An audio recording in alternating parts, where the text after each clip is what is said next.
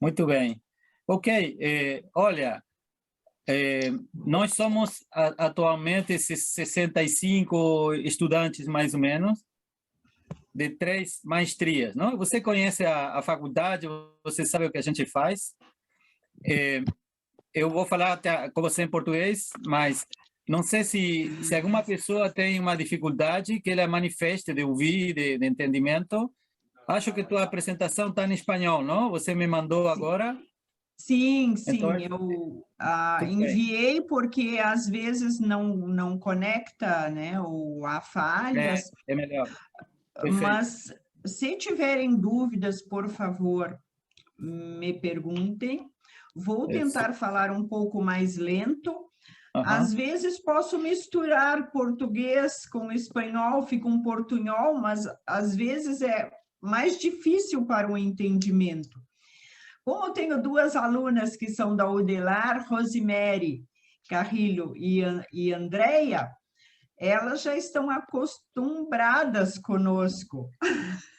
Sí, sí. Muy bien.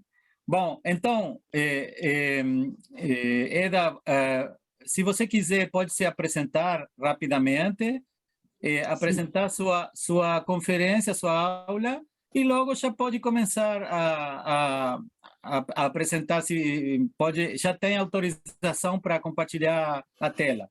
sim, já posso compartilhar a tela? Isso. Deixa descer um minutinho em espanhol para as colegas aqui. Sim, Entonces, la doctora Schwartz se va a presentar rápidamente y va a iniciar su conferencia. Yo pienso que se entiende muy bien su portugués lento o su portuñol. Nosotros estamos en un proceso de integración cultural cada vez más fuerte y hemos extendido la frontera de Rivera a Montevideo y a Pelotas. Entonces, por favor, corten sus micrófonos. Y entonces lo que estamos intentando ahora es hacer la discusión con Eda, que va a tratar temas que nosotros venimos abordando. La presentación de Eda está siendo transmitida por el canal de YouTube. Actualmente está abierto y va a quedar colgada para todos aquellos que quieran beneficiar de esta presentación. Adelante, Eda, y muchas gracias por tu apoyo. sim, coloco agora a apresentação, então, e faço junto a minha apresentação. Sim, sim.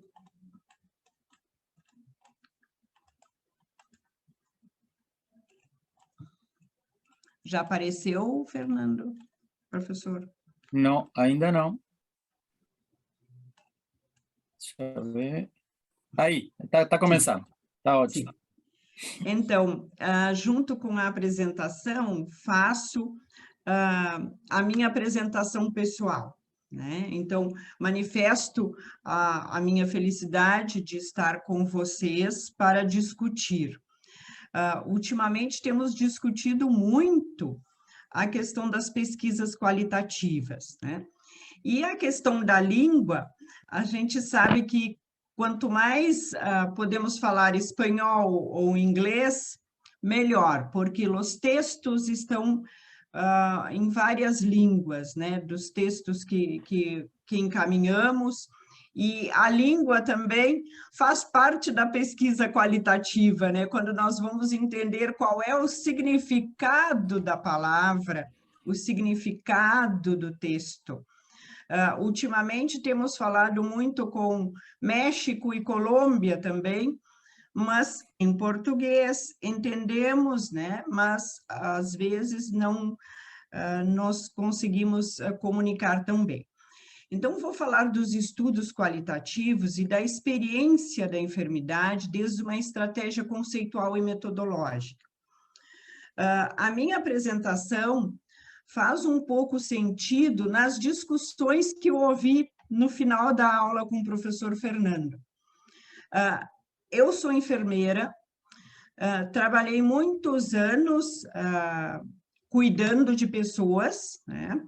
Então, sou especialista, fiz na área de enfermagem médico-cirúrgica, sou doutora pela Universidade de Santa Catarina, fiz o pós-doutorado na USP, então vou fazer um link por que pesquisa qualitativa.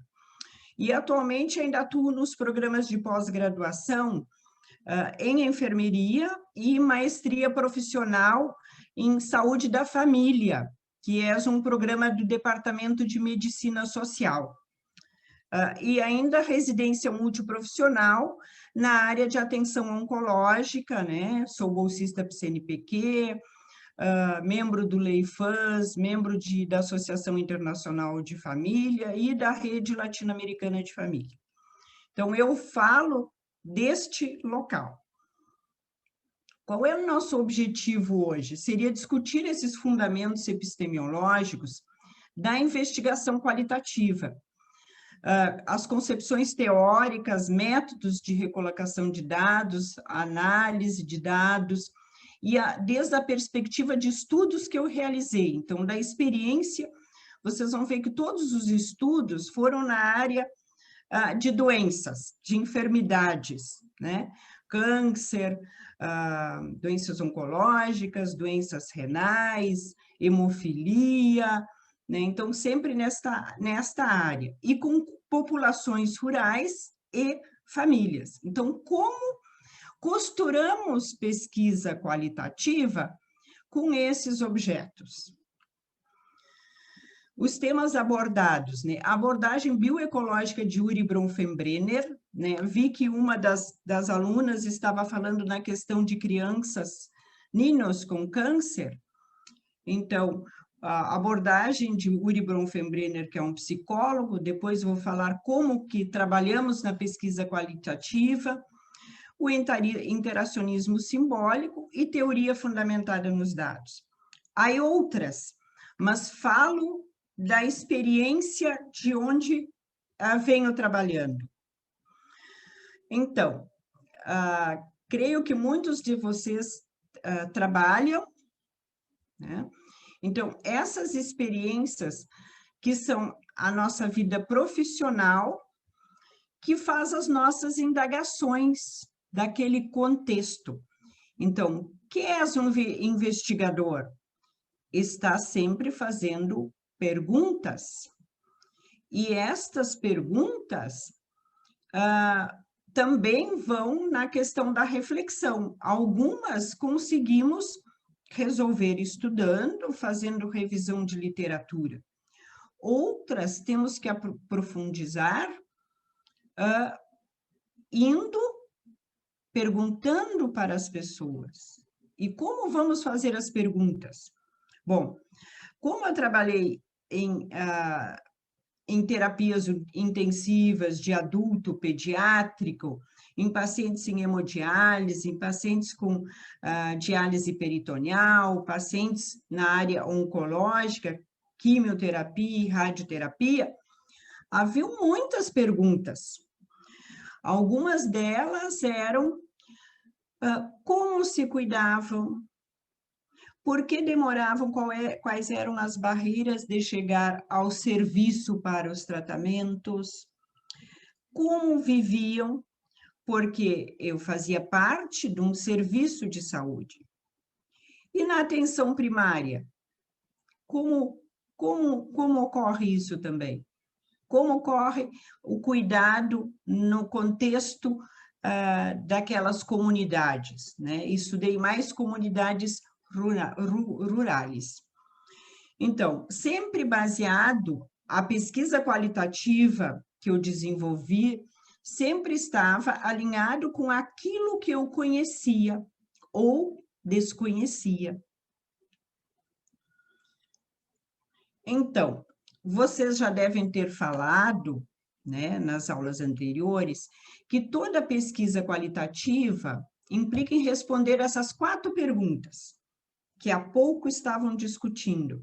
As perguntas ontológicas, que são da natureza da realidade, né, que são representadas pelas teorias, as perguntas epistemológicas, que aborda sobre a realidade da forma de conhecer e como que nós podemos conhecer. E ainda as perguntas metodológicas, que seriam como vamos pesquisar, por exemplo, as crianças ou as famílias que têm crianças com câncer. Como podemos pesquisar? Vamos fazer quais são as perguntas que nós fizemos? O que queremos saber? E as questões éticas também. Então, o que vamos pesquisar? É ético? Requer uma atitude ética? Com quais populações ou pessoas vamos pesquisar? Então, essas 4 perguntas temos que pensar quando vamos fazer uma investigação. O que investigar? Por favor, se não entenderem ou quiserem interromper, sem problemas.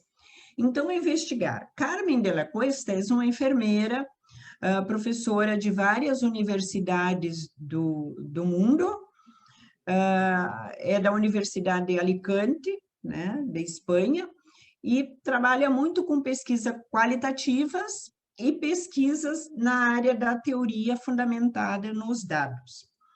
Então, sempre ele diz que as melhores perguntas surgem de 2 fases. As 2 fases são a razão intuitiva e a razão prática e teórica, que vem também da questão da reflexividade. Por que acontece isso? Quando acontece? Quando estudei as famílias rurais, uma das questões era por que as pessoas chegam ao hospital quando já não havia mais nada para fazer. Estavam tão enfermas que não havia mais tratamento. Minha pergunta era, o que acontece lá? Como vivem? O que fazem? Por que chegam assim? Então, na razão intuitiva, conhecia um pouco a realidade rural. E a razão prática e teórica, o que acontecia, né? Então, tinha um tema para investigar. Os temas, né? Como vamos investigar? Creio que muitos de vocês já fizeram investigações em várias áreas. Então, como eu quero investigar, eu tenho que ter alguns critérios também, que é acessível essa investigação? Eu não tenho impedimento prático e ético, por exemplo, tenho que coletar exames, tenho que fazer perguntas constrangedoras, tenho que trabalhar com populações vulneráveis, tenho que trabalhar com populações que no comitê de ética você tem que responder vários questionamentos para esses estudos. E outro, eu tenho que investigar com aquilo que deve ser relevante no âmbito social, profissional e prático. Então, como dizemos isso? Bom, eu preciso que o meu estudo seja relevante e prático. Mas como que eu vou justificar isso?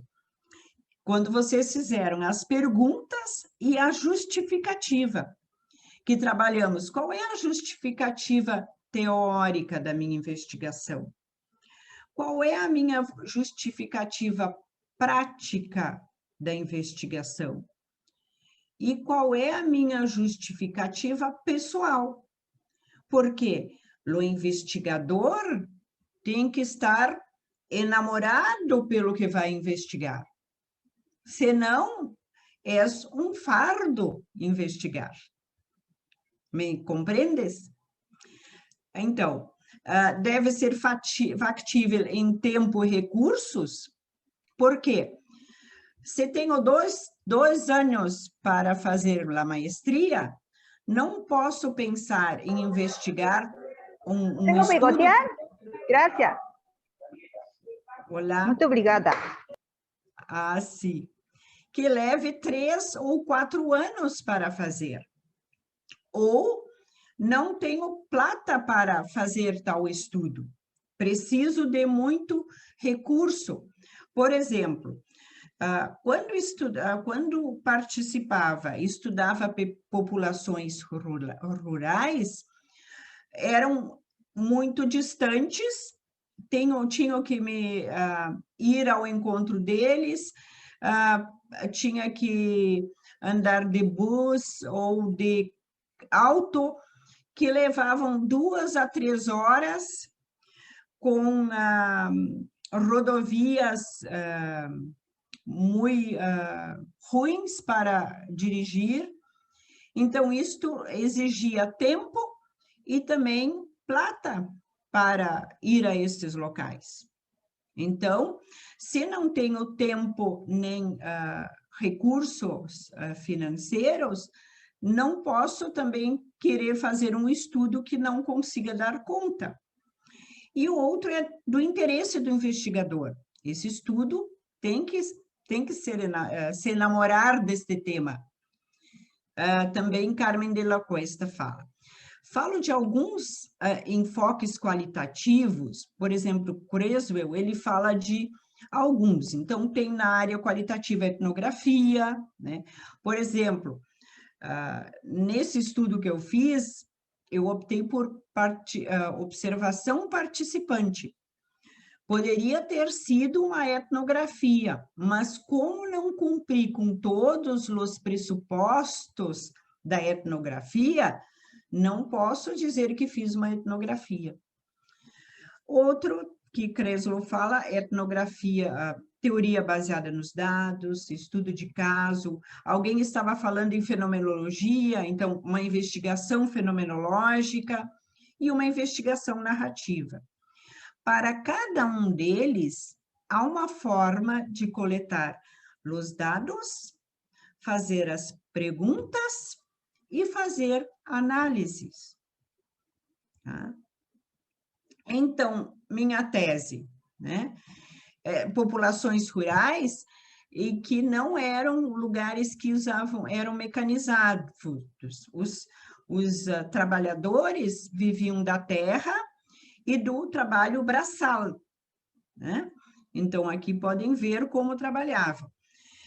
Então, o título era O Viver e Adoecer e o Cuidar destas Famílias de uma Comunidade Rural no extremo sul do Brasil.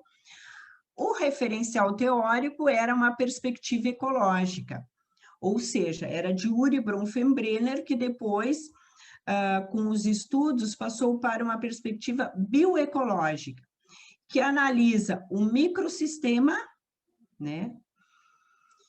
Então, essa teoria é da área da psicologia. Uri Bronfenbrenner era um psicólogo que trabalhou com o desenvolvimento humano, o desenvolvimento das crianças. Como que se dava? Então, eu fui olhar nessa perspectiva sistêmica de que essa família rural tinha um microsistema, que era ele com ele mesmo, ele com a família, a comunidade em que ele estava inserido, mas que também, no macrosistema, as políticas públicas e de saúde acabavam afetando a vida desta pessoa.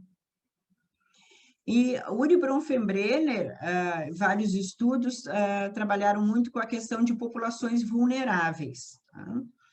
Então, eu fui buscar, para a compreensão desta realidade, esta teoria, que é a teoria sistêmica, né? Então, muitas vezes procuramos referenciais teóricos de outras áreas, da antropologia, da sociologia, né?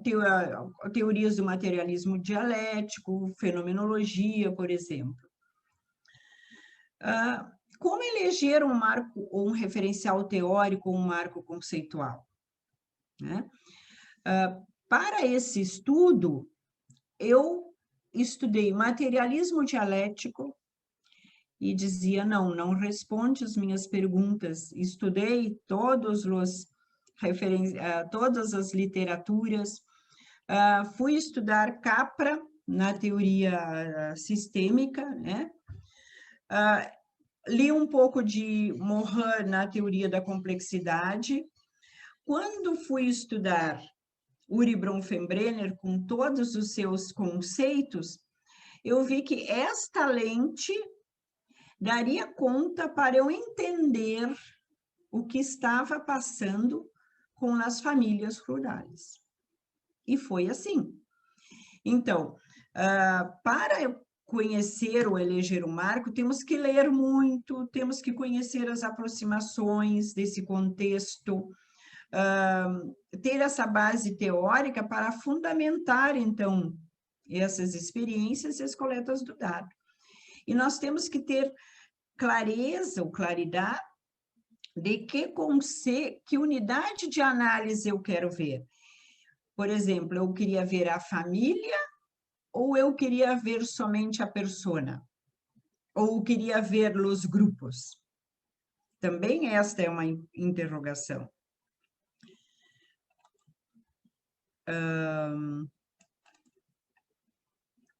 A área que eu pesquisei é esta, eram plantadores de fumo, de tabaco. Então, por isso, muitas vezes, as doenças de câncer e outras. Esta é uma senhora, então, no trabalho braçal. Então, essa investigação qualitativa com referencial de Urie Bronfenbrenner bioecológica, ela era da área do paradigma emergente. Então, o que é um paradigma emergente? Também temos que situar o nosso estudo, se é da teoria da área compreensiva, expositivista, moderna, pós-moderna. E quais são os elementos, então, desse paradigma emergente? São 4. Então, todo conhecimento científico é natural e é científico-social. Todo conhecimento é local e total. E todo conhecimento é autoconhecimento. Todo conhecimento científico aponta a constituir um sentido comum. Sim? Que eu usei, que agora vocês estavam nas perguntas, né? E quando estamos construindo o estudo, vamos pensar que metodologias e que técnicas vou ter para aprender esta realidade e compreender. O que eu usei num dos estudos? Entrevistas semi-estruturadas com as famílias e as pessoas. Sempre fazia entrevista com um grupo de famílias, ou 2 pessoas, ou 3 pessoas, e ia no seu... Como chegava até lá? Ia até uma unidade básica de saúde, ficava lá,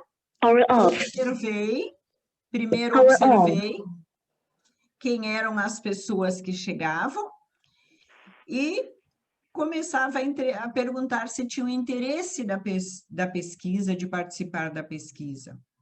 Logo, ia na sua vivenda para a entrevista.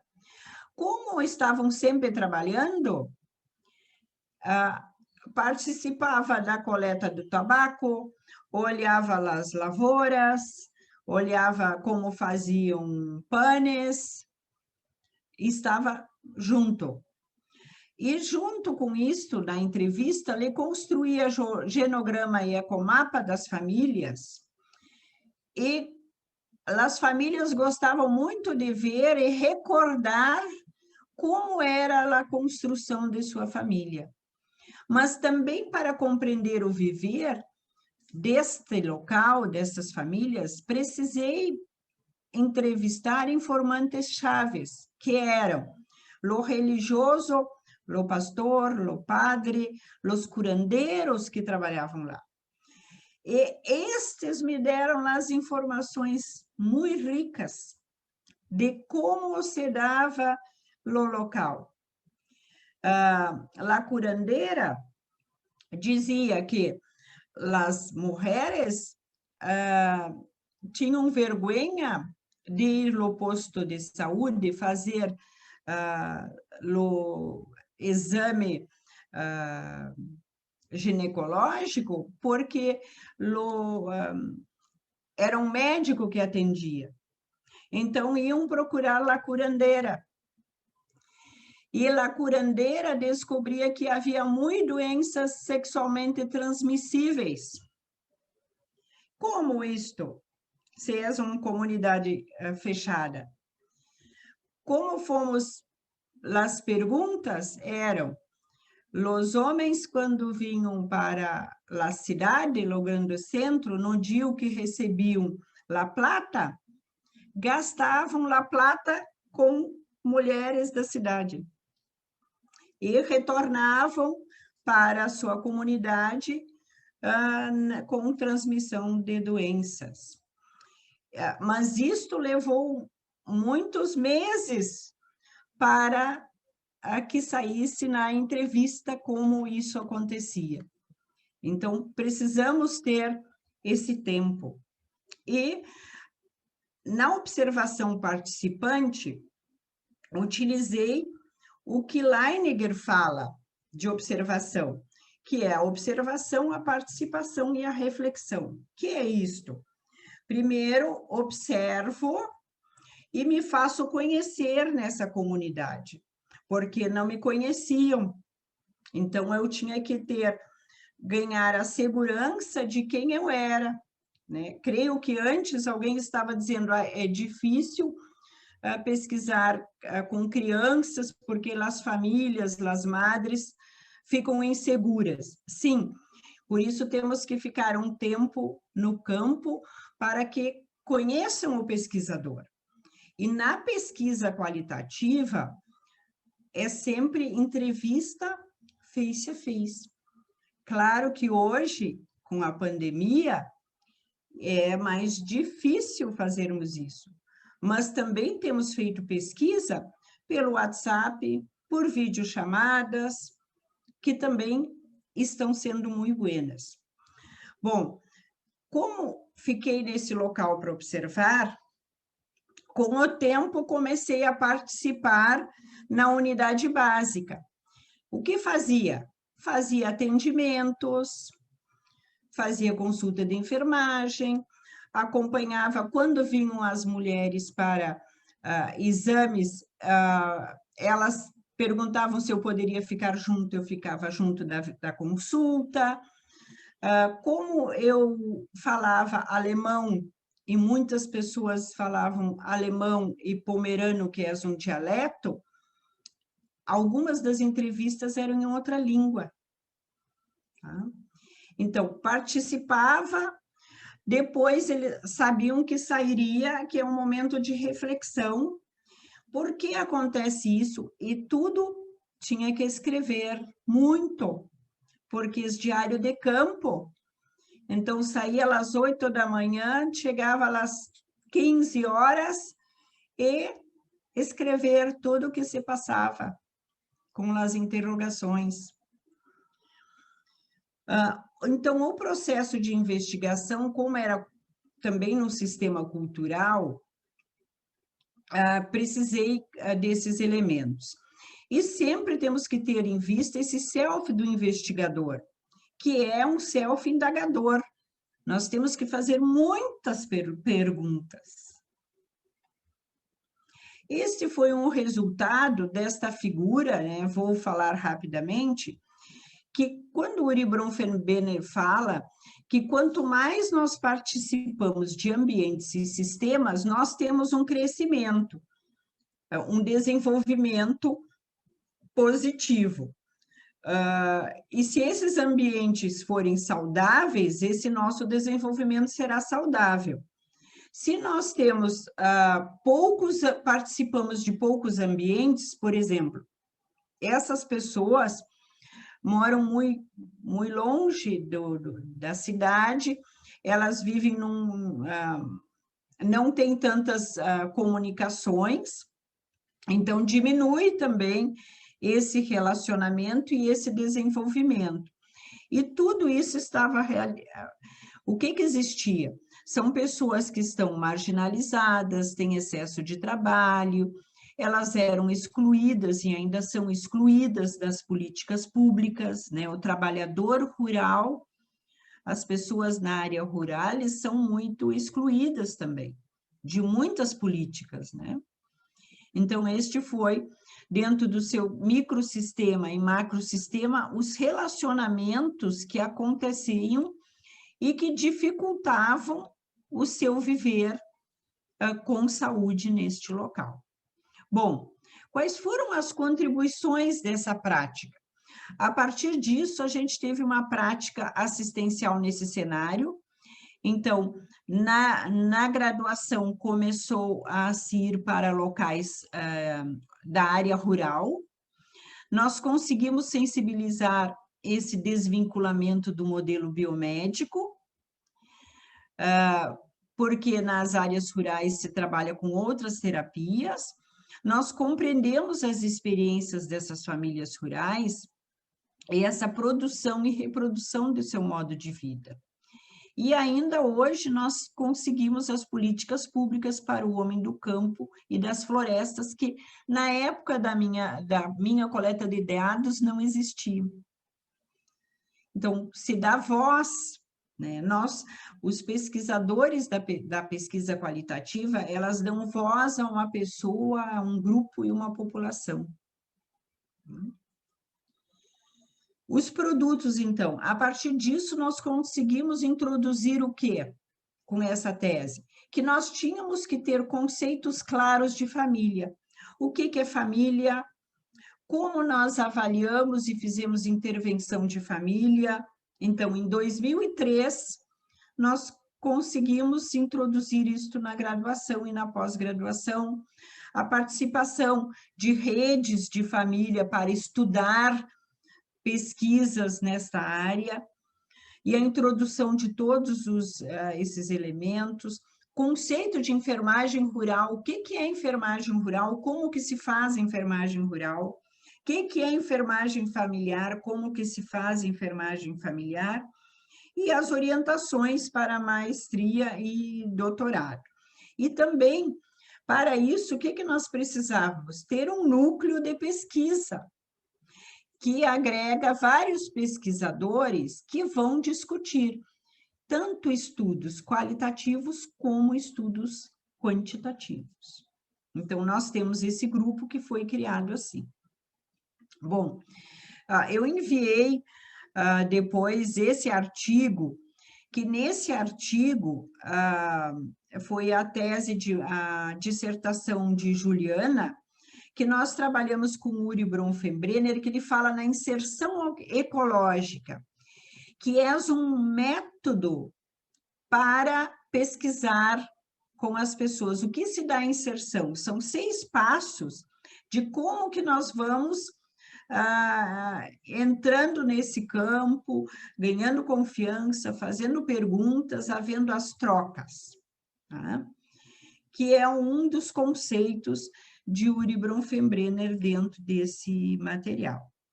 Então, aí também, aqui se descreve o passo a passo desta metodologia qualitativa, né?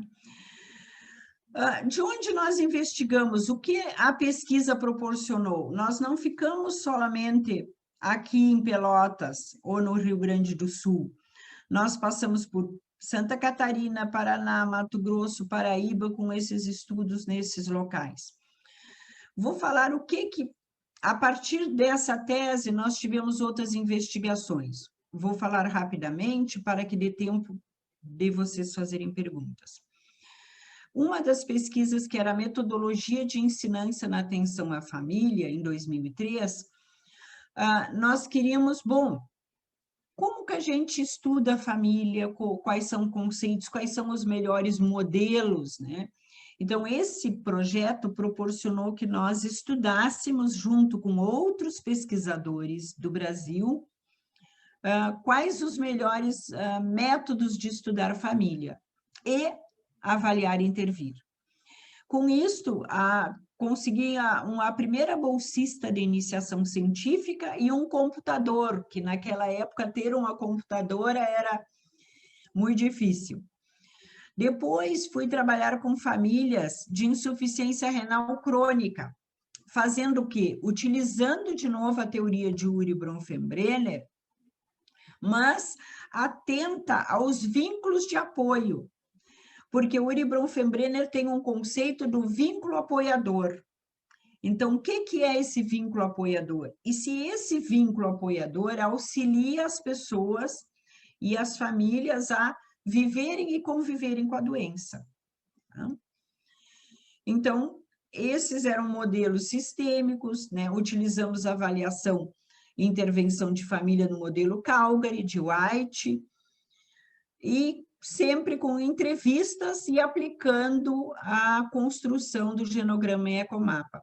Esse modelo, ele é muito importante para a coleta de dados, porque ele quebra gelo, você já consegue conhecer essas famílias e as pessoas.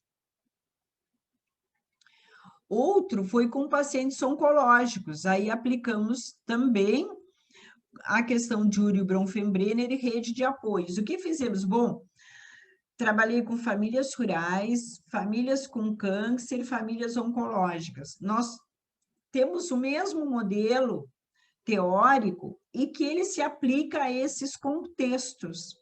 Conseguimos explicar, né? Aqui trabalhamos com rede de apoio de Slutsky, que também é um psicólogo, né? Aqui o conceito de rede de apoio é aquele sistema significativo dessas pessoas, que é, né, essas relações, esses vínculos interpessoais, famílias, amigos, profissionais, né? Que muitas vezes os profissionais que cuidam também fazem isso. Essa coleta de dados também se deu com o paciente e a sua família.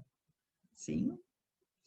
Outro que nós tivemos foi a rede de apoio, né, essas intervenções num serviço de radioterapia. O que gerou essas pesquisas, né? Vocês lembram que lá nós temos que pensar que essas pesquisas têm que ter uma implicação para a prática e uma implicação teórica. Nós conseguimos, junto com os pacientes e familiares, fazer material de informação para esses pacientes que participaram da elaboração. Adquirimos materiais para suporte à assistência que não existiam. Qualificação dos profissionais. Então, com essa pesquisa, os profissionais puderam ir para outros serviços, como, por exemplo, no INCA, no Rio de Janeiro, para ver como funcionava um serviço, como atendiam as famílias. E mantemos as consultas, iniciamos as consultas de enfermagem na área de radioterapia. E também tinha, junto, um projeto de extensão para estas pessoas. Então, sempre buscamos desenhos metodológicos dentro da investigação que procurava construir um modelo com as características e dessa identidade. Bom, pesquisando nessas áreas, o que também a gente viu? Que nós temos que estudar mais. Fui fazer o pós-doutorado em São Paulo porque agreguei estudar pesquisa qualitativa e família. Meu orientador, minha orientadora, Margarete Ângelo, conhecida na área da família e pesquisa qualitativa. Só que, para fazer o pós-doutorado, tive que fazer todo um projeto, porque fui trabalhar com teoria fundamentada em interacionismo simbólico. Então, eu tinha um banco de dados de pesquisa qualitativa que estavam com as entrevistas prontas. Mas, como era teoria fundamentada, tinha que ter todo um desenho do estudo que fosse de teoria fundamentada. Então, eu disse que fiz 2 teses. Este era, então, voltei ao cotidiano das famílias rurais na presença da doença renal crônica, por meio do quê? Da teoria fundamentada em interacionismo simbólico, que era compreender essa vivência, mas aí só com pacientes que faziam tratamento, né? Famílias que tinham pessoas que faziam hemodiálise. Essa investigação, eu usei a teoria fundamentada de Charmas e o interacionismo simbólico de Joel Charon. Tá? Aí tem toda uma estrutura que vamos dizer, bom, Charmas é de que linha? Por que fiz com Charmas? Agora já vou explicar. Entrevistas foram entrevistas em profundidade com as famílias. Quantas pessoas? Eu tive 7 grupos familiares com 17 participantes. Então, na teoria fundamentada nos dados, nós temos várias perspectivas. Então, quem for escrever um projeto na área da teoria fundamentada tem que dizer se vai para a área do clássico, com Glaser e Strauss, se vai para a área da Strauss, ou se vai para o construtivismo, que é Charmas. E cada um destes projetos de teoria fundamentada tem algumas diferenças. Por exemplo, a base filosófica do clássico é positivismo moderado. Como eu vou usar a revisão de literatura? Somente no final. Por que Glaser e Strauss dizem isso? Porque se você ficar lendo e fazendo muita revisão, você fica embebido daquela literatura, e quando você vai pesquisar, vai para o campo, você já vem com ideias pré-concebidas da literatura e você não consegue olhar, mirar o que há de diferente. A recolocação dos participantes, o participante é independente, e a codificação, depois tem os passos de análise e passos para descobrir a teoria, que se diferenciam entre um modelo e outro. Strauss, que é pós-positivista e interacionismo simbólico, ele fala que o uso da literatura pode ser em todas as etapas, mas cuidar para não cegar-se para poder mirar o diferente. A relação com os participantes é ativa e o rigor para criar uma teoria. Construtivista, que é Charmas, Cat Charmas, ela é do interacionismo simbólico, ela fala para a gente usar a revisão de literatura em todas as fases e retomar o final, também cuidando para que não se deixe guiar somente pela literatura, nós temos que ver o que tem nos dados. A participação é a co-construção. O que acontece isso? Há pouco o professor Fernando estava falando na reflexividade. Na teoria fundamentada, nós temos uma etapa que é validar os dados. O que é isso? Aqui na teoria fundamentada, nós voltamos aos participantes e mostramos os dados que encontramos com a teoria.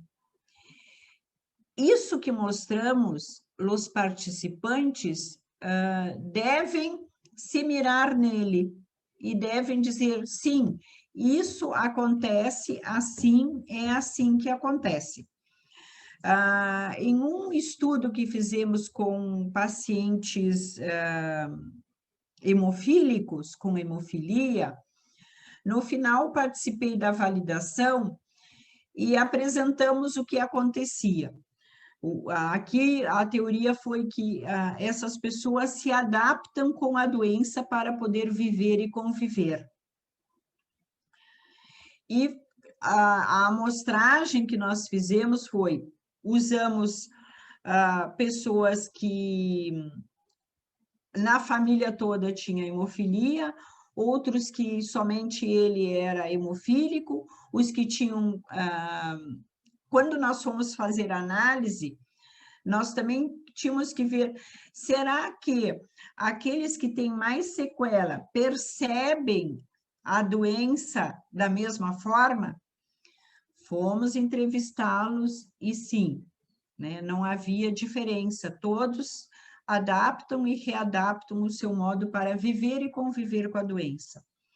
Ao retornar para fazer uma reunião apresentando os dados, lhe confirmaram isso. E foi muito interessante quando podemos compartilhar a experiência e os dados com os participantes. Tá? Bom, o interacionismo simbólico é da Escola de Chicago, né? Mead é o que inicia, depois eu posso encaminhar Blumer, né? Que tem uma boa proposta, tem um livro que está em espanhol, de Blumer, então fala bem isso. Essa interacionismo simbólico, ele começa em 1937, 69 tem uma publicação do livro, aí tem Goffman, que alguns dizem que é e que não é interacionista, Glaser e Strauss, que falam também, Strauss e Corbin, e depois Glaser, e Sharon, que é o mais jovenzinho aqui, que é de 2004. Quais são as 3 premissas importantes do interacionismo? Então, que o ser humano orienta seus atos e sua direção em função daquilo que tem significado para ele. E esse significado das coisas surge com a interação social de que cada um mantém. Então, essas premissas do interacionismo, que estão alicerçadas na questão também dos símbolos, das palavras, né, e dos objetos, então ainda tem que os significados se manipulam e modificam mediante esse processo interpretativo, que é desenvolvido por uma pessoa frente às coisas que ele vai encontrando pelo caminho. E que isso também é uma mudança, porque pelo tempo, como era antes e como é agora, como é no presente. Então, essas definições também se modificam. E que para os interacionismos, o significado, as interações e os processos são muito importantes. Então, ao olharmos o texto, as entrevistas, temos que mirar esse significado, as interações e os processos. Vou falar rapidamente das 5 ideias de Sharon. O que ele fala? A importância do papel da interação social, a importância do papel do pensamento. Então, a interação social é o que as pessoas fazem, se relacionam com os atos dos outros, interpretando essa sua ação e tomando as suas decisões. E também vão construindo e modificando com o tempo. Então, nessa interação social. Então, esse papel, conforme Sharon. No papel do pensamento, ele ocorre só através da interação entre os indivíduos com ele mesmo. Então, como que se dá esse pensamento e essa modificação? Convivendo com o outro e pensando a mudança. A definição, então, o papel da definição. A partir dessa interação com o pensamento, com a interação social, também vai se modificando as definições de como que eu vou fazer para atuar em determinadas situações. Porque ele tem a experiência e ele já elaborou e reelaborou. Aqui no caso da hemofilia, essas pessoas, né, esses homens com hemofilia, eles ficaram doentes, eles sabiam da experiência da família ou não. Aí eles começaram a perceber que algumas coisas se modificaram e que ele tinha que tomar atitude quando isso acontecia. E o papel do presente é que essa interação, pensamento e definição, depende da situação que é definida. Então, quando ele convivia com o sangramento, ou o risco de sangramento, ele tinha que tomar determinadas atitudes. Então, ele sabia que usar o fator 8 de tanto em tanto tempo era importante para que a doença não tivesse sequelas mais graves.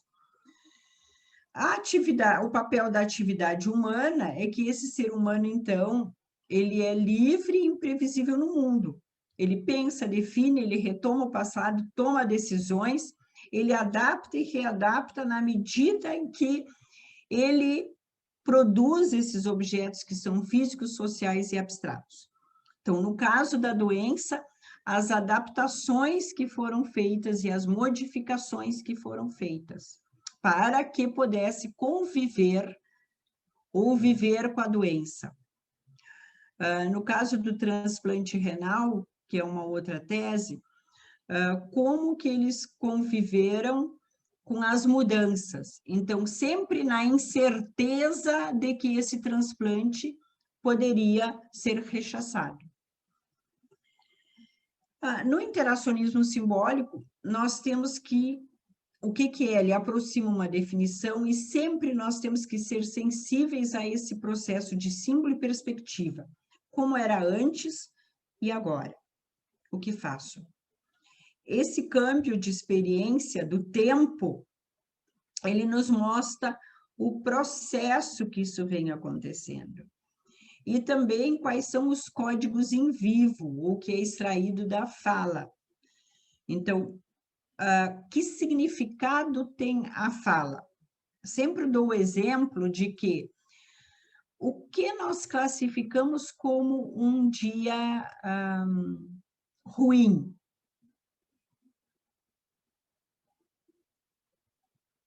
Ou porque saímos com uma para-águas? Não há chuva, mas saímos com a para-águas.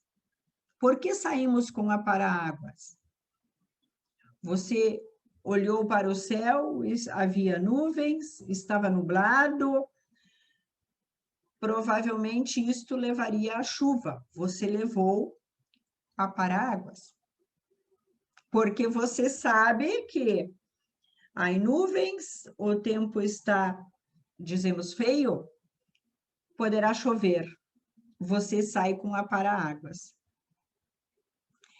Então, quando eu uso nas falas, na interpretação, o código em vivo, é uma fala que tem um significado. Que ele pode dizer, por exemplo, que Charmas usa dias bons e dias ruins da doença. Quando um paciente, você faz a entrevista e a pessoa lhe diz, hoje eu tive um dia ruim, e você não pergunta. E fica, mas o que é um dia ruim? Porque hoje tive dor, porque hoje tive muita dor, porque hoje não pude sair da cama, porque não consegui ficar sozinha, não consegui comer. Isto caracteriza dia ruim. Na entrevista em profundidade e da teoria fundamentada, temos que estar muito atento às perguntas e lá a interpretação que fizemos. Só isso teria que falar muito tempo. Já fizemos aulas sobre entrevistas, né, para qualificar. Por exemplo, para fazer pesquisa qualitativa, temos que treinar entrevistas. Temos que treinar como nos portar na entrevista. E na pesquisa qualitativa, quase sempre é o investigador que faz as entrevistas. Porque você elaborou todo o projeto, você sabe quais são as perguntas, você sabe dirigir. Se você entrega para um assistente, me faça essas perguntas, não será a mesma coisa.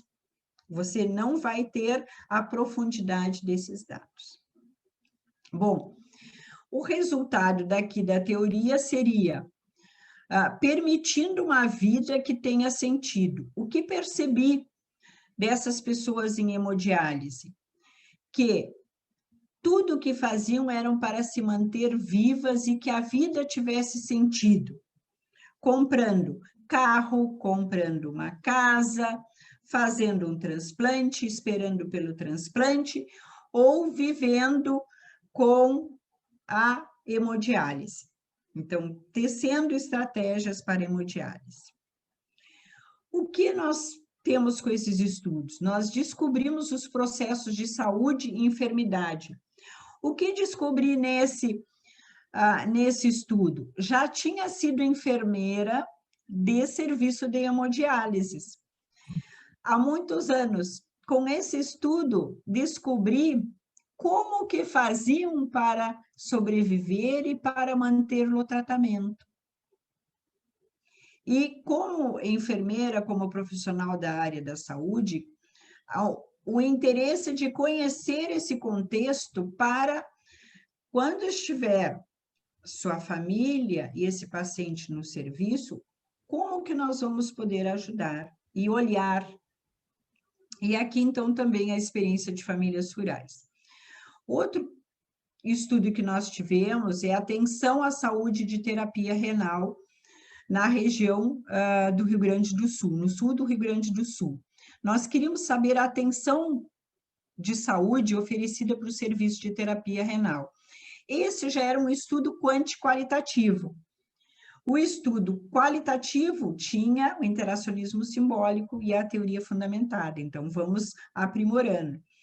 Dos dados qualitativos, fizemos entrevista de 58 participantes, 28 pessoas que são em hemodiálise, 15 familiares e 15 profissionais. Aqui entrevistamos os profissionais também. Esta investigação se deu nesses serviços de Pelotas, Rio Grande, São Lourenço do Sul, Alegrete e Uruguaiana. E Bagé. Bagé foram somente os pacientes transplantados. Como fizemos isso? Eu fui para todos esses locais aqui. Aqui dá 8 horas de viagem. Fui eu com 3, 4 alunos de grado e pós-grado para fazer as entrevistas. Para isso, precisamos de financiamento, porque como vamos até lá? Uruguaiana, havia uma professora na universidade de lá que fez a coleta e que sabia fazer pesquisa qualitativa. Nos dados quantitativos, foram 342 questionários. Eram, desses serviços, 369 pacientes participantes. Só que muitos morreram, muitos não tinham condições de responder, porque não estavam bem, ou porque havia dificuldade na fala. Bom, o outro era o empoderamento e autonomia. Este já tinha uma característica mais quantitativa, que aplicamos, por exemplo, a instrumentos de qualidade de vida, de fadiga, satisfação, e um subprojeto que foi só com pacientes transplantados, tá? Que também se trabalhou com a teoria fundamentada de Charmas e Charon. Este foi somente em Bagé.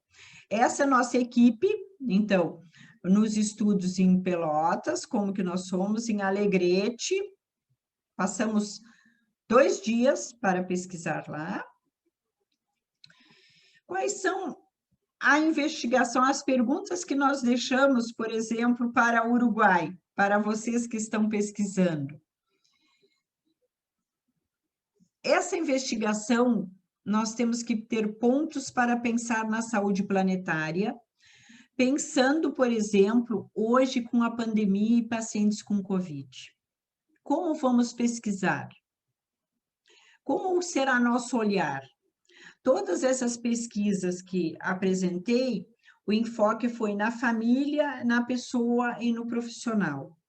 Conseguimos introduzir na graduação e na pós-graduação que nós olhássemos com outro mirar para esses problemas. Então, nós temos que ter estudos constantes. Nós não paramos nunca de estudar. Nós não, por exemplo, vocês vão dizer, você sabe a teoria fundamentada? Eu sei um pouco, mas precisaria anos para dizer agora eu sou esperta neste assunto. Equipes multidisciplinares, estudos participativos. Todos esses estudos sempre havia uma equipe com alunos de grado, alunos de pós-grado, os profissionais dos serviços, os professores da academia e o coordenador, que era eu. Então, nós não conseguimos fazer pesquisa solos. É impossível. Nós temos que discutir, nós temos que abrir as melhores perguntas. Por exemplo, muitos desses estudos, nós, antes de irmos fazer as perguntas, tanto qualitativas como quantitativas, testamos, voltamos, pensamos novamente, e quando estávamos lá fazendo as entrevistas, vimos, ainda não é uma boa pergunta. Posso dizer que é muito importante você estar junto com essas pessoas. Essa pesquisa que eu mostrei, que foi em Alegrete, São Lourenço, foi muito boa no sentido de equipe, no sentido de que descobrimos por que alguns serviços fazem mais transplantes, por que outros fazem menos, que há.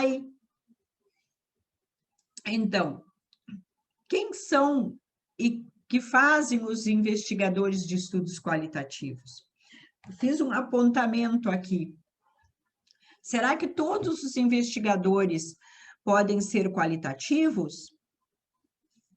Sabemos que tem pessoas que gostam mais de pesquisas quantitativas, de números, objetividade. Na pesquisa qualitativa, precisamos muito de estar próximo às pessoas, temos que ter tempo para entrevistar, temos que saber fazer entrevista e depois saber fazer análises. E cada um tem um tipo de análise, para não fazer uma análise selvagem. E estudos de participação e de intervenção, nós temos que fazer mais. Em alguns tentamos pesquisávamos, mas, por exemplo, no serviço de hemodiálise participaram para fazer manuais, os participantes escolheram as colors, escolheram o que faltava no manual de informações, e isso são contribuições que podemos fazer. Retomando um conceito de pesquisa qualitativa de Kreslov, ele diz que é um meio de explorar e compreender o significado que os indivíduos ou grupos atribuem a um problema social e humano. Nessa pesquisa, esta última que falei, alguém falava da dificuldade das entrevistas.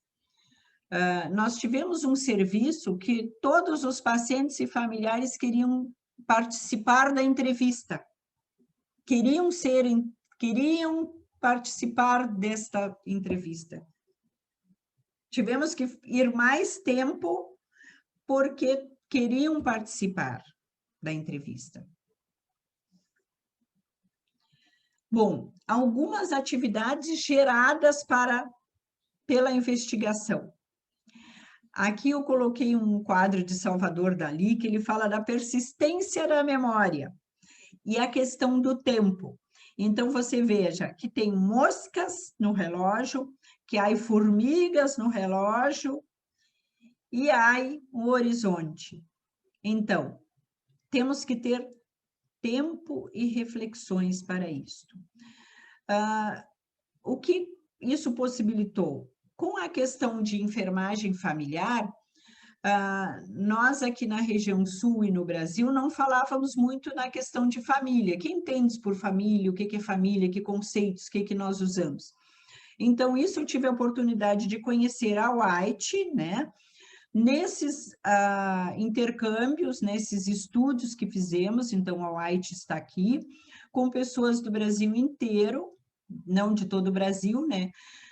Em eventos que são da enfermagem familiar. E outro também que fomos a Pamplona, na Espanha, né? Também isso nos oportunizou aí serviço da Universidade da Flórida. Então, como que se trabalha na Universidade da Flórida? Aqui era um serviço na área rural.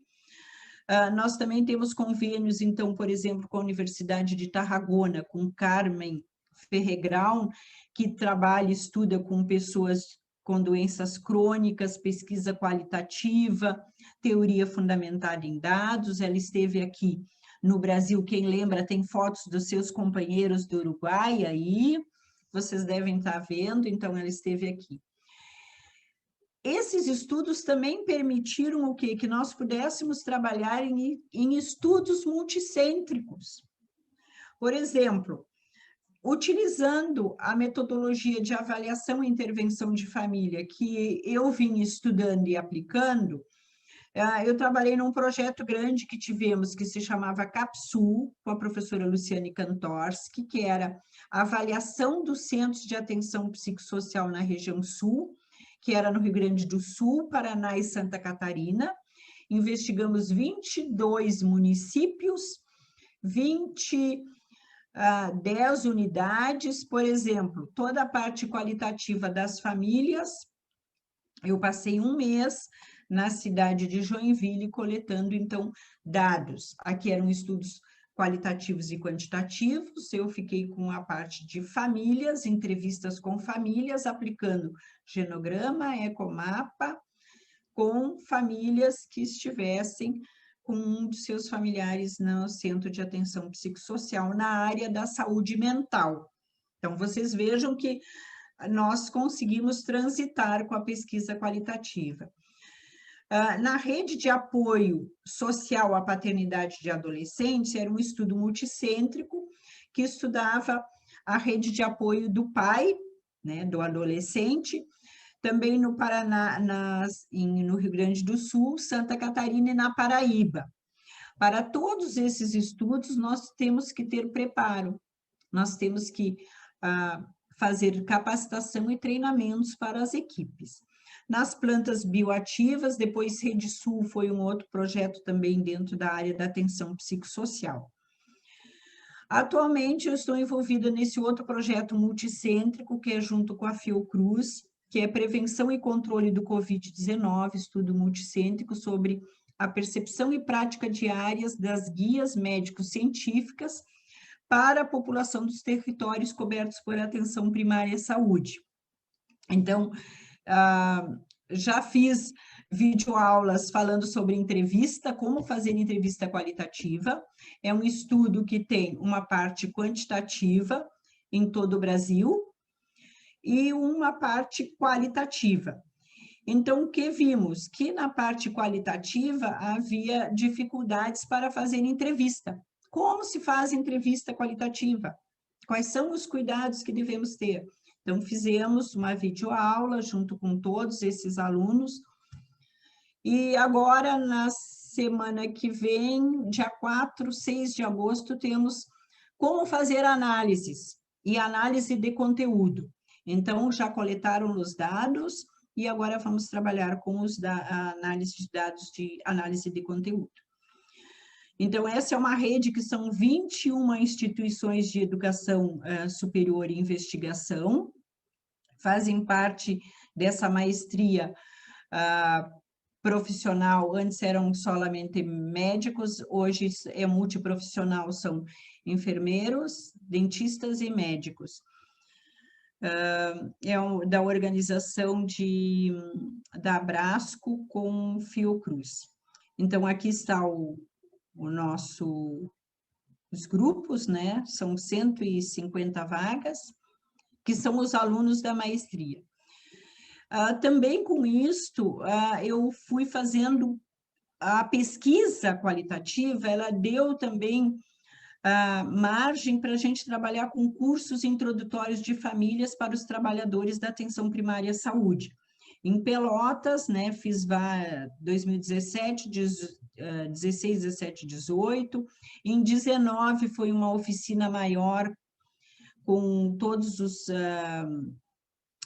trabalhadores da área da atenção primária, trabalhando na questão de grupos, como trabalhamos com grupos, como trabalhamos com famílias, na questão do NASF, né? Então, multidisciplinário, e também no Mato Grosso, na Universidade do município de Barra das Garças, também a mesma introdução, equipe multidisciplinar desse município que estava iniciando com esses trabalhos e esse tipo de pesquisa. Também a gente acabou organizando eventos, né, sempre relacionado ao tema para discussão. Então, nós tivemos esse simpósio internacional de estratégia de cuidados a indivíduos, grupos e famílias e doenças crônicas. Depois nós tivemos ainda um workshop para trabalhar com esse tema. Alguns livros, capítulos de livros que nós temos trabalhado aqui são alguns, né, que nós temos feito, volumes.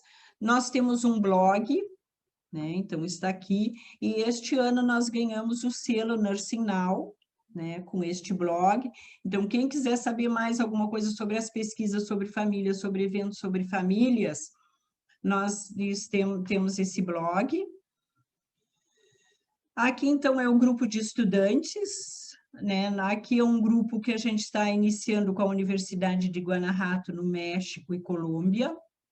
Então, já tivemos uma aluna do doutorado que fez uma instância com a professora, uma instância virtual com a professora Juliana. Esse é um projeto de extensão que nós tivemos anos junto com serviços de nefrologia da cidade de Pelotas. Então, o grupo em atividades, né, nós íamos para a rua, dentro do serviço. Aqui a equipe para a organização dos dados, então nós precisamos para digitadores, nós precisamos de pessoas que fazem a coleta dos estudos quantitativos, porque o qualitativo é o investigador principal que tem que fazer a coleta. Aqui, então, também uma apresentação sobre estudos de família no Equador, na cidade de Manabi. Então, eram pessoas de vários países da América Latina. Aqui eu deixei as referências, né? Os textos, muitas graças, e meus endereços. Deixo, então, agora as perguntas. Espero que eu não tenha corrido demais, mas que dê tempo para a gente discutir algo.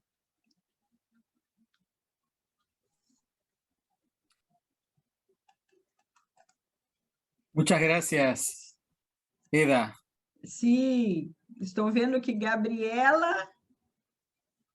Sí, ya hay un pedido de palabra de Gabriela, efectivamente. Yo te agradezco, creo que tu exposición nos da un panorama muy rico, ¿no? de lo que la investigación cualitativa permite de hacer, y en particular de hacer desde la enfermería, que me parece que es algo muy valioso.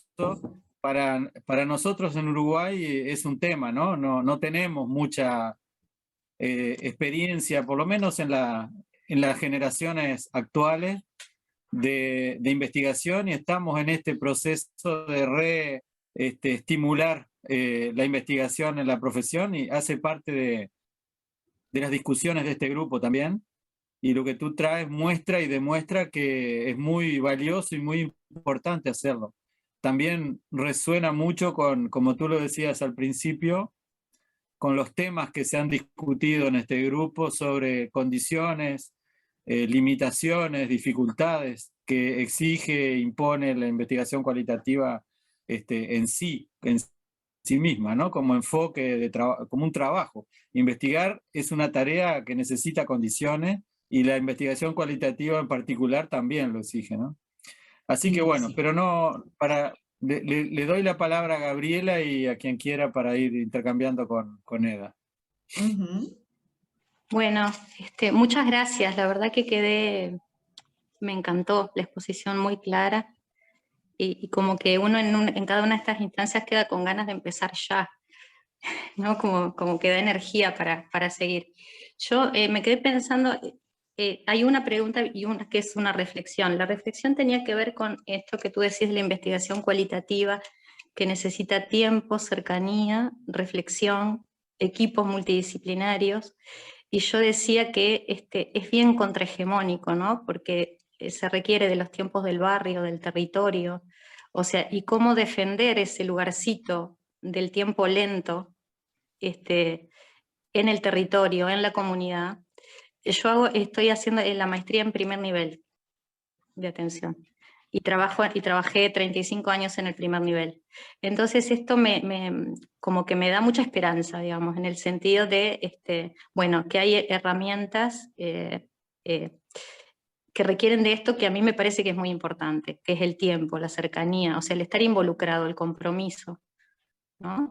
Y la reflexión, como algo que hay que defender a ultranza en el territorio, o sea, en el trabajo con las comunidades, con las familias. Eso por un lado, que es más como una cosa reflexiva.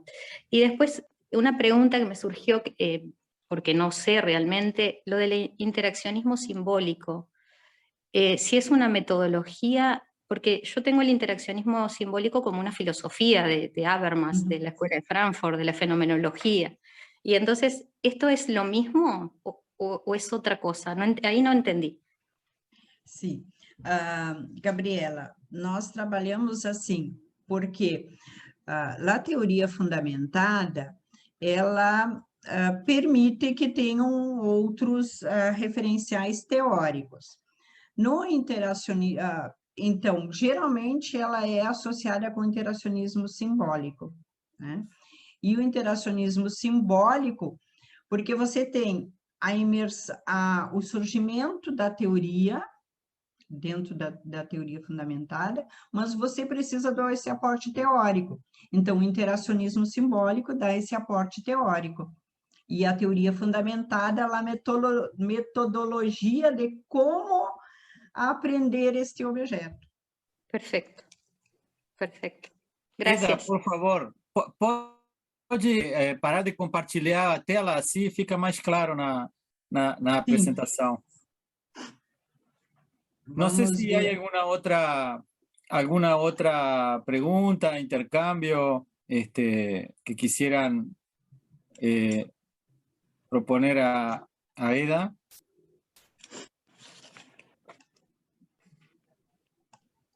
Assim está bem? Saiu, professor? No, todavía no, pero no sé si yo puedo hacerlo, a ver.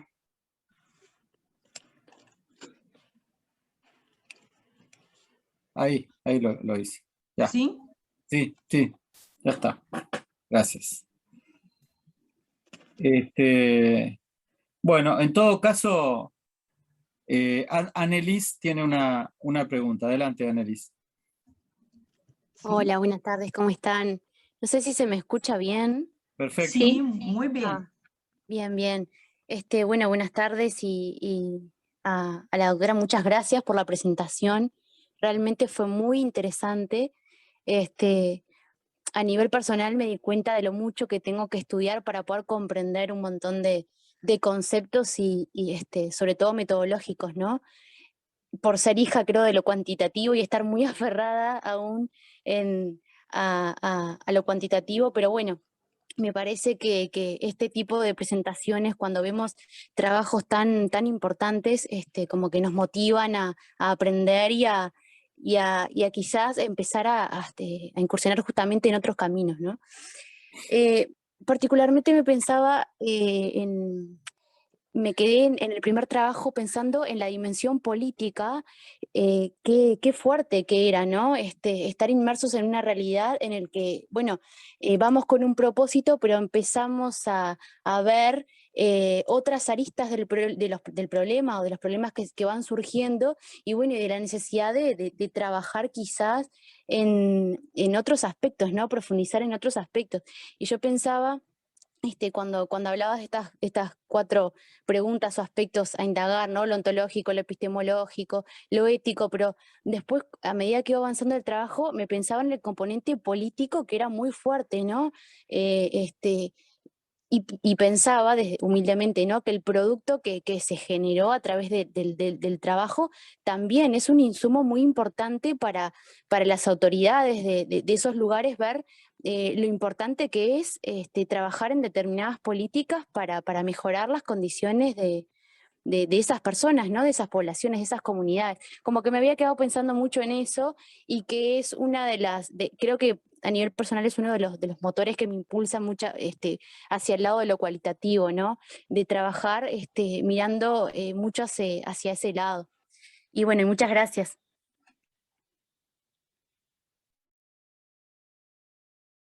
Graças, Annelise. Vocês têm mais alguém? Creio que o investigador qualitativo, ele tem que ter o self-indagador e provocador. Não falei aqui das pesquisas participativas, mas em todas elas, sempre a família, a persona, o profissional envolvido, refletia também. Ele, quando terminava, dizia, que bueno, porque agora eu não havia pensado nisso. E quantas mobilizações conseguimos fazer com a pesquisa qualitativa. Por exemplo, se criou, dentro dos pessoas com transplante, a associação dos transplantados estava sem funcionar. Com a pesquisa, começaram a requerer mais coisas. As unidades rurais mesmo, na questão de pacientes com câncer também, hoje temos muitas modificações que começaram nós dizemos que a pesquisa qualitativa faz essa questão da reflexão e o posicionamento político, né? Mas temos que trabalhar muito forte isso. Então, eu acho que a pesquisa nos mostra isso. Nos dá trabalho, porque temos que, muitas vezes, nos cerram as portas, não queremos ouvir isto, não queremos que pesquise isto, né? Já nos aconteceu de cerrar as portas de um serviço porque haviam problemas dos serviços. E como vamos fazer nesses locais? E outras não, né? Então, os pacientes... E a questão multidisciplinárias, muito importante para discussões de avanços metodológicos e teóricos e de métodos mesmo.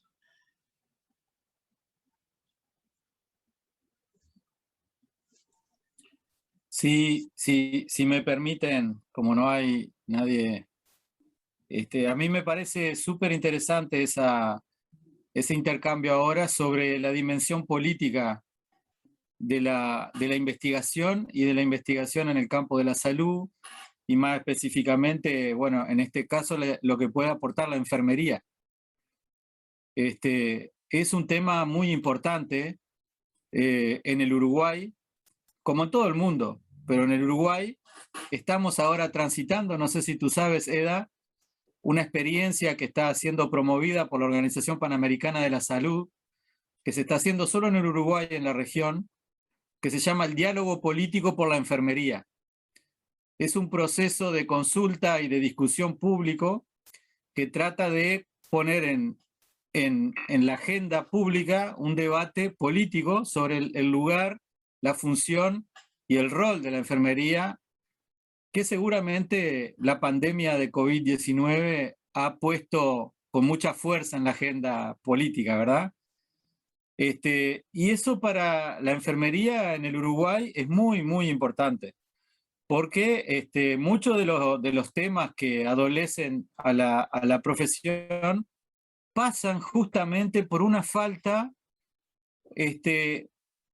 de evidencia científicamente producida, digamos, ¿no? Hay mucha evidencia empírica, hay mucha experiencia, hay mucho sufrimiento acumulado, pero hay poca producción científica, y la potencia, la fuerza que tiene la evidencia es muy fuerte políticamente.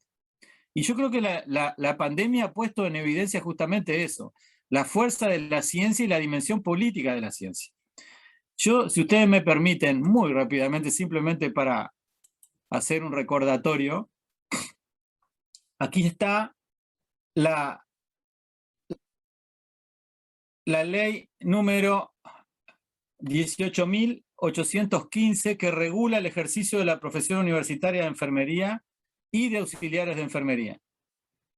Y en su artículo 1, su objeto, que define lo que es, se dice allí que la enfermería es una disciplina científica. Y se dice también lo que debe hacer, y entre otras cosas, dice aquí que garantiza y aboga por el respeto a la dignidad del ser humano, reconociendo el derecho de todo habitante a recibir servicios de enfermería de calidad y cantidad suficiente. O sea, hacer lo que están diciendo ahora, investigar en enfermería y poner en evidencia y con fuerza la dimensión política de la investigación, es ejercer simplemente lo que la ley indica.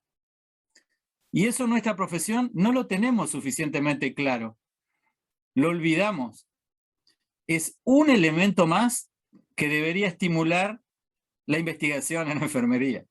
Entonces, lo que EDA nos propone aquí es una demostración más de la importancia de poder hacerlo. Y la potencia de la investigación cualitativa es muy fuerte también en esto, porque justamente se interesa a cosas que muchas veces no están visibles por su aparente complejidad o por una aparente invisibilidad o transparencia, pero sin embargo son mecanismos claves que están en la intimidad del sistema social y de los sistemas de decisión y de ejercicio del poder, etc. Así que bueno, yo no puedo más que afiliarme a esa discusión y agradecer también de que hayan puesto en evidencia esta dimensión. Não, gostaria de colocar mais uma questão assim dessa questão política, né?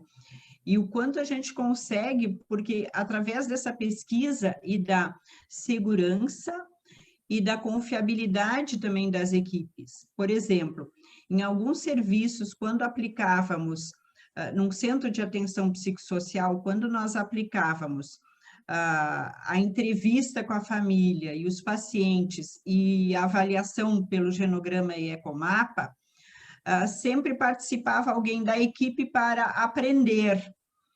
E esses elementos foram introduzidos como elementos de cuidado nos serviços. Então, por meio da pesquisa, há uma reflexão e também o que a gente pode usar. No outro serviço de pacientes hemofílicos, se viu a necessidade de ter na equipe um psicólogo, que não havia. E com a pesquisa, foi introduzido um psicólogo na equipe. Então, há uma mobilização que faz isso. Num serviço de hemodiálise, que pesquisávamos, as entrevistas fazíamos com os pacientes na sala de hemodiálise. Sentávamos do lado e entrevistávamos. E o familiar na sala de espera. Num dos serviços, a médica responsável disse que ela achava que conhecia os pacientes há muitos anos, mas ouvindo as entrevistas, ela viu que não conhecia.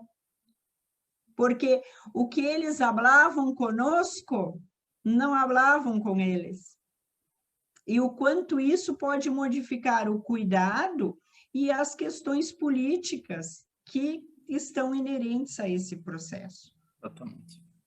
Então, teria-se muitas coisas para contar que foram modificadas pelo ato de estar na pesquisa.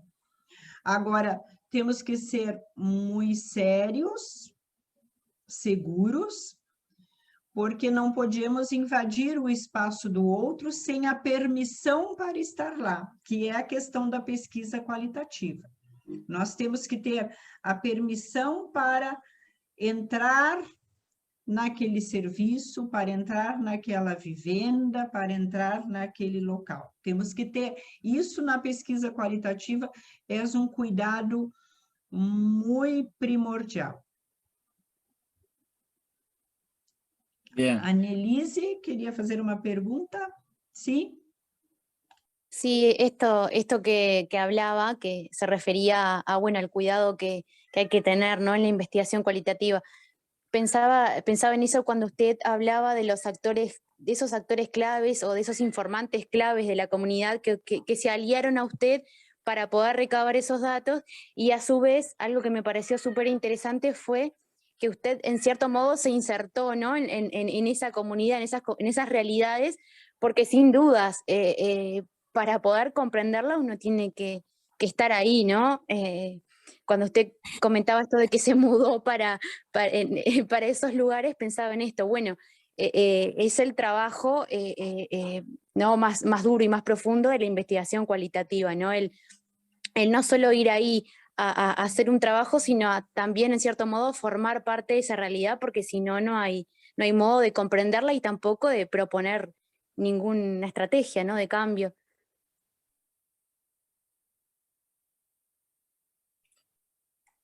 Perfecto. Aqui posso dizer, quando fiz as últimas análises, como diz, chorava com os dados, porque há que ter muita sensibilidade. Então, quando interpretava e reescrevia o que diziam, o que passavam, o que sofriam essas pessoas, chorava. Y sí. Hablamos de eso, Eda, un poco acá, no hemos tenido mucho tiempo de desarrollarlo, pero justamente cómo el investigador tiene que manejar, ¿verdad? La distancia a la realidad que está investigando para poder también mantener su capacidad de análisis y de transformación, ¿verdad? Más allá del impacto personal, también, porque siempre somos impactados personalmente, ¿no? Afectivamente por lo que vemos, siempre. Y trabajar eso es una condición también para poder ser, bueno, consecuentes con el objetivo del trabajo, porque uno no va a investigar por casualidad. Hay ahí un objetivo, un lugar, una función también social o institucional que se está cumpliendo, y hay que poder manejar todas las dificultades y contradicciones que genera a veces la dura realidad que uno observa, ¿verdad? Sim. Acá, lembro de uma das entrevistas de teoria fundamentada que exige, por exemplo, há outras coisas para falar na pesquisa qualitativa. Para fazer pesquisa qualitativa, temos que estar prontas para fazer a pesquisa, porque se você não está bem naquele dia, a entrevista não fica bem. Numa das que chamamos de ressonância, quando você vai fazer a entrevista e você não consegue fazer uma boa entrevista. O que está acontecendo com esse ambiente? Então, temos que estar muito bem preparadas também para fazer as entrevistas, né? Preparadas psicologicamente, dependendo do tipo de entrevista e com quem vamos fazer. Na área da saúde mental, eu digo que aprendi a dar choques, porque é muita energia na hora de fazer as entrevistas e convívio com as pessoas. Isto faz parte também do investigador, né? Sim. Da investigação. Então, não é só a questão, tenho que fazer isto. Nós temos a questão emocional do investigador, dependendo do contexto que você está. E que isto também não pode atrapalhar, mas também você não pode rechaçar esses sentimentos. Sofia levantou a mão? Sim, adelante, Sofía.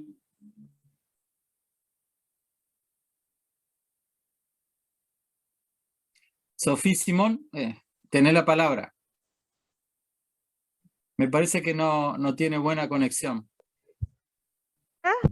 Ahí. Ahora sí. Ante todo, muchas gracias por su presentación, muy estimulante realmente, muy rigurosa, y muy estimulante. Justamente este tema de ser uno mismo, yo ya lo viví en otro trabajo de investigación en el área de salud mental, con entrevistas que tuve que hacer, y llegó un momento que me provocaban a veces tanta angustia, que tuve que recurrir a hacerme una supervisión psicológica para poder poner una distancia terapéutica, para poder hacer las entrevistas con mayor objetividad. Si bien sabía que nunca iba a llegar, pero para que no se me trasluciera dentro del lenguaje no verbal lo que estaba escuchando en estas propias entrevistas que hacía en las áreas de trabajo de las personas que estaba entrevistando, que eran enfermeras en un CTI infantil. Entonces, sí, tal cual, usted tiene toda la razón de lo importante que es uno mismo como instrumento, tener presente hasta dónde puede llegar y no puede llegar. Era ese comentario que le quería traer y se lo agradezco mucho. ¿Llegó lo que dije? Sí, perfecto. Sim, muitas graças. Sim. Muitas graças pela sua experiência de colocar isso, né? Porque não encontramos isso escrito nos artigos. Isto é pela experiência. Quanto, por exemplo, em saúde mental, quando sempre fizemos em dupla. O entrevistador e mais umas, com permissão das pessoas. Porque isso facilita o seu enfoque e o seu auxílio. Numa delas era a pesquisa de quarta geração, que tem toda uma metodologia que você só vai para outra entrevista, depois que você escuta aquela entrevista, você vai para a próxima entrevista. Então, fazíamos entrevista, à noite escutávamos, para o outro dia fazer a outra entrevista. Então, a equipe servia de apoyo emocional también. Sí. Y hay un fenómeno que, bueno, yo creo que se enseña insuficientemente en las escuelas de la investigación cualitativa y que deberíamos pensar en hacerlo más frecuentemente, de esto que estamos hablando, ¿verdad? Estas cuestiones que tienen mucho que ver con, yo creo, con algo que se trabaja en el psicoanálisis, que es la transferencia y la contratransferencia. Porque hay un fenómeno de transferencia y hay obligatoriamente un fenómeno de contratransferencia que es indispensable operar, vehiculizar, para que las cosas puedan circular por donde tienen que circular. No en un sentido terapéutico de cura psicoanalítica, pero sí en el sentido de la viabilización del proceso de investigación, ¿verdad? Y eso es algo que se aprende a veces a los golpes en el terreno, con suerte, con un buen maestro o con un equipo que de alguna manera ofrece una contención y poco a poco uno va adquiriendo las defensas que seguirán dando, ¿verdad? Pero es un factor clave en la calidad del trabajo y también en la permanencia del investigador en estos campos, ¿no?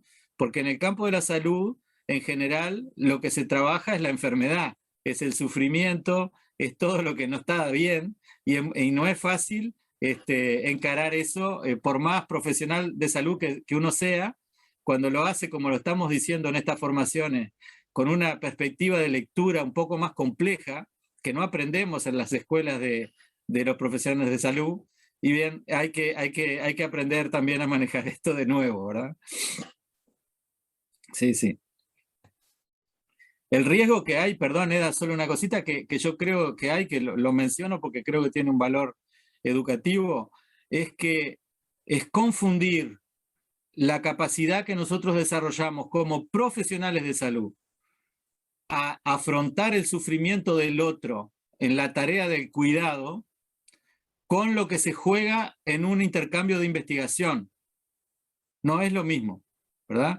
Muchas veces justamente se trata de desconstruir defensas que nosotros tenemos para poder actuar como cuidadores, ¿no? Asistenciales, que son contraproductivas en materia de investigación, ¿verdad? Entonces ahí hay una tarea también de desconstrucción y de reflexividad que hay que desarrollar. certeza. Sempre digo, se você vai trabalhar com os aspectos culturais, você precisa estar aberto para esse olhar, porque senão seu estudo vai ser todo direcionado com o olhar do seu olhar de investigador. Bien, no veo más solicitudes de palabra, ya son las 5 menos cuarto, normalmente nosotros terminamos 4:30 y ya hay muchos compañeros, Sim. muchos van a trabajar o tienen obligaciones familiares, así que propongo que vayamos cerrando por acá. Sim, agradeço então, muito boa turma, sigam sendo bons investigadores, temos que estudar muito e para ter bons estudos e mostrar que a investigação qualitativa é possível na área da saúde, é muito rica e muito útil, né? Temos que fazer essa investigação crescer na área qualitativa também. Me coloco à disposição, se quiserem discutir em outro momento outros aspectos. Agradeço. Para mim também é muito importante fazer essas discussões, porque nós também podemos ver um outro mundo, né, de discussões e de perguntas de investigação. Gracias. No, gracias a ti, Eda, muchísimas gracias y también a todos los participantes. Nos vemos entonces el viernes que viene. Y con Eda Muchas quedaremos en gracias. contacto.